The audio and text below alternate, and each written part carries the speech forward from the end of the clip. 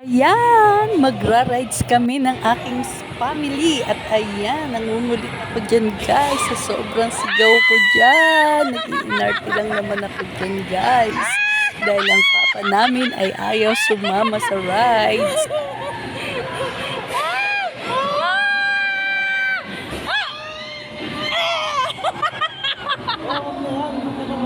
At ngayon guys, sa pangalawang rides namin, inulit namin na hindi na namin kasama ang aming papa at siya ang nagbibideo sa amin. Pabuo kami makuhaan dyan. Ang saya namin dyan guys.